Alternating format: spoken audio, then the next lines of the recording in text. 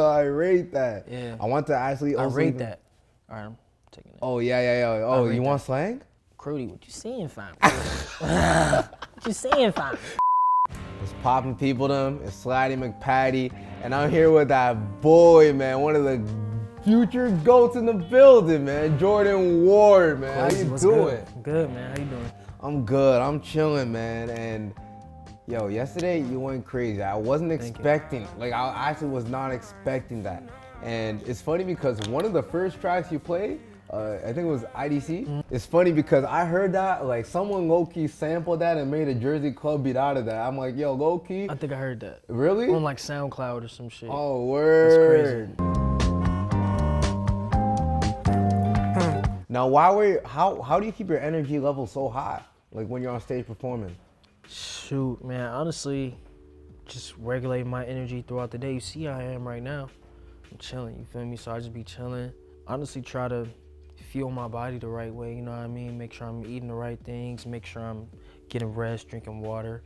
I do train every morning, so I'm doing like conditioning, strength and conditioning, you know what I mean? Mobility, stretching, running, singing exercises. So it's definitely intentional, you know what I'm saying? So what's like a basic routine to start off with for like a guy like me? I mean, I go to the gym and stuff, like, don't try to play me. In general, I like to start with like 10 minutes of mobility, just like warming up my body, you know what I mean? Doing groundwork, working on my spine, my hips, my posterior chain, and then I'll do some strength conditioning. I'm not doing nothing crazy. I do a lot of flow stuff with kettlebells and dumbbells, pull-ups, burpees. Yeah, and then just running and jumping rope. The burpees is such an underrated exercise, man. I gotta get back into that. Like I'm in the bin. Yup, I'm telling you, man. That's my baby right there. Eat up. Okay. Yeah. I wanted to ask you about your lock journey though. Like, your locks are different sizes? That's so cool to me, bro. Free form, man. Yeah, free form. Like, when did you start? Tell me about the journey. I started accidentally. Like, I started in 2016 in the Bryson Tiller way, when I had the curl sponge up top and I had the fade on the sides, you know what I mean? So I was just like on my wave, you know what I mean? And then I just stopped cutting and my hair just started locking naturally with the curl sponge just over time. I didn't have any specific pattern. I was just dreading my hair up every day, and then I just woke up one morning and I was like, I think I got dreads. You know what I'm saying? And then I want to ask you about one thing you said about music. You said all music is R&B, so like even hip hop, rock, house, they're all subgenres to R&B. So why is R&B the top genre, and like, do you even got any examples with your music? For sure. Well, I mean, first of all, I'm only 28, so I was not here in the 20s and 40s when this shit was being brewed up. So if I'm wrong, you know, I might be wrong, but from what I've gathered from just my learning and research over time, I mean, most of Western music or popular music right now is a derivative of R&B, and I think it's facts, man. I mean, you have people like Bob Johnson, like really the first R&B nigga. You know what I mean? Like he like, there's like the story that he like sold his soul to the devil and like taught him how to play the bass or the guitar like extra crazy or whatever. And he was one of the first people to like start talking shit on like blues music. You know what I mean? And then people started adding the drums, and I think that turned into the rock and roll or the dance music, and then that turned, you know, and then that turned into disco and, you know, hip hop. I mean, yeah, I feel like all music is rhythm and blues, man. It's all cadence and color. Cadence and color, that's a great way to describe it. Rhythm and blues. Yeah. So when you're even making your music, could you associate each song to a color? Lil Baby Crush, that's soul music. You know what I mean? That's like soul dance music, which is R&B. She look like 90s R&B. Songs like White Crocs, I'm using auto-tune and I'm kind of rapping a little bit, but I'm still singing, I'm still, you know, so it's all that, in my humble opinion. So I hop on a 405 and on speed racing. And before that, it's really all derivative of gospel music, for real. That's where it really come from. So you were like, you were big in the church, right? I grew up going to church every Sunday until I was like 14.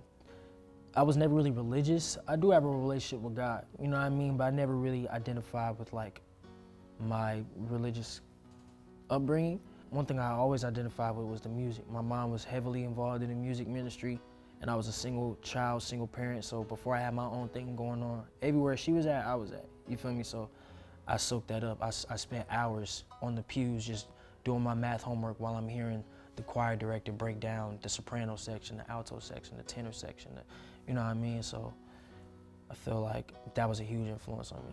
Do you think more people should add gospel elements to their music? I think it's all subjective. So it's like, you never right or wrong for making what you want to make. But in my opinion, if you want to make the best music that exists within any of these genres right now, hip hop, R&B, soul, alternative, drill, trap, plug, jug music, like, you should go back and study gospel music, because that's where all the first songs were taken from. Even if you don't connect with the teachings or whatever it is, it's still just spiritual. You know what I'm saying? Like, I think that's really what it is. Like, when you are accessing the spirit in your music, you're not doing it for money, you're just doing it for feeling, you're doing it out of love. That's why people like Young Thug, it feel like it be church when he be singing, but he be singing about like Dracos and shit. You know what I'm saying? But it's because he's connected to it spiritually. You feel me? 10,000%. So you're not even just an artist in this game, but you're also a student. Bro, you just said Bob Johnson. I can go to the street and I can ask 10 people if they're an artist, they'll say yes. And if I ask them if they know who Bob Johnson is, they're saying no. Yeah. So you be studying the game, man. Is that something you do every day? Like, you're just researching? For sure. I mean, it's kind of feel bad now. I'm like, maybe I shouldn't be so much of a rap nerd, but it's like, I was a few decisions away from like doing what y'all doing right now. You know what I mean? I didn't want to be an artist at first, honestly. When I was dancing, I didn't want to ask for the attention or like have the stress or live the life of like being a cartoon character like I am now. You know what I'm saying? Even though I'm grateful, I'm very grateful. You know what I'm saying? I feel like it called me, I didn't go to it. But yeah, when I was a kid, man, I'm a big Wikipedia nerd. So I've spent hours looking up and dissecting discographies, all my favorite artists, their life, who wrote this, where they recorded at, who produced this, what, you know, when did this come out, whatever. My YouTube algorithm is all music. Like, I don't watch TV and music. Like, I'm just listening to, like, I've seen every R&B Money podcast. I watch interviews all the time. Like, I'm always watching Nipsey Hussle interviews, just like trying to find different things that he said. You know what I mean? Listening to podcasts, shit like that. Cause I love it, honestly.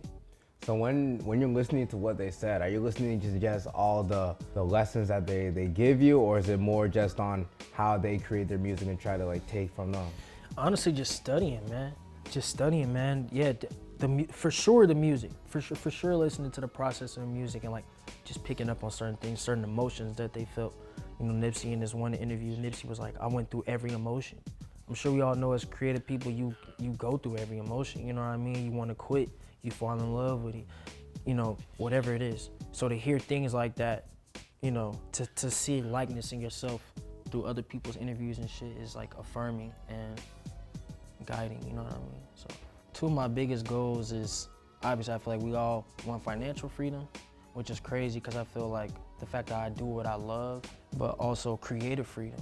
You know what I'm saying? Like, I just want to be able to like do magic in this bitch. If I got an idea, boom, put that shit together. You know what I'm saying? Now, you were Bob Ross for Halloween. Can you even draw? What you think, Raquel? Can I draw? We're gonna put that to the test, man. I be drawing. Okay. I used to make comic Draw my books and face. shit. One of my goals is to have an animated series on TV one day. So is Blacks. So y'all might have to collab and We make need to a Ghibli collab, movie. man. We need to collab, Yeah. man. Draw you? Yeah, draw my face. Alright. Just my face. You know, I want to Damn. see if it's sick or not. Wait, what food you be eating? What's your favorite food? Shit, I like soul food, fish, Ethiopian food, Ethiopian food. fried chicken, Jamaican food. Alright. Honestly, it's solid though. Honestly, it's solid. Who this look like?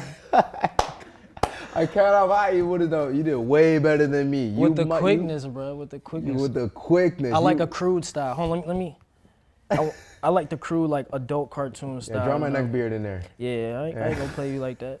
Okay. Yo, new album cover. Nah, I'm playing. Stony, man. Sir, Yo, I appreciate that, man. Hell Now, I yeah. also have another thing I want to show you. But you've been in Canada before, so you may have seen this, but you may have not. No, put me on. What the fuck? Bagged milk, fam. Hold it. What? Who would ever do this?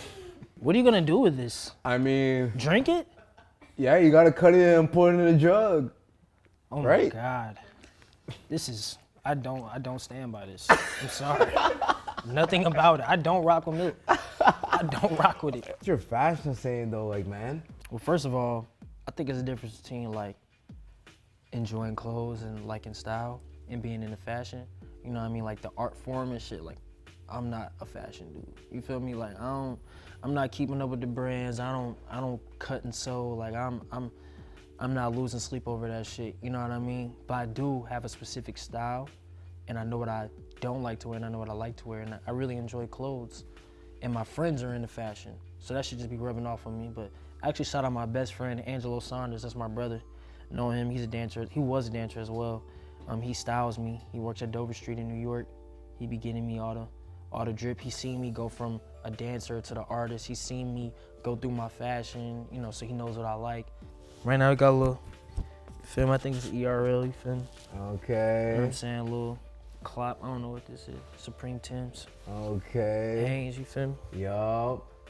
Target. Hey. Since you research so much music, what's a song that you listen to that no one knows that you listen to?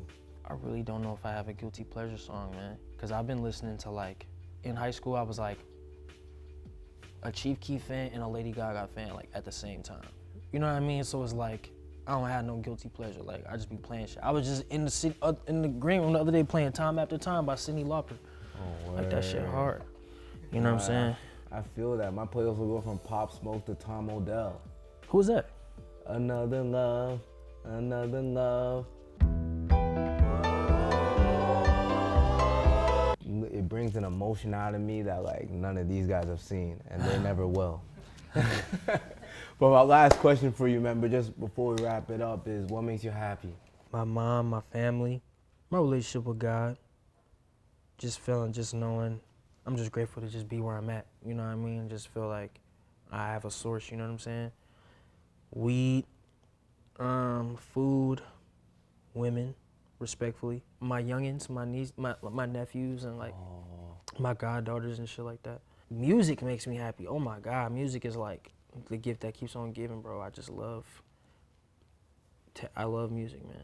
It's the greatest thing in the world, and the fact that like I pray that music lasts forever. I pray that it never gets to a point where music dries out, and I don't think it will. Because we got creative people like you in this, man, dropping bangers, man. I really appreciate you dropping them bangers, man. Thank you, dog. Jordan Ward in the building, man. Any last words you got to say to the people? Man, MuchMusic, appreciate y'all having us, man. Gango, man. We got the European tour coming at the next month. More music on the way, man. Tap in with the merch, man. It's Stony. Gango. And we signing out. Much love.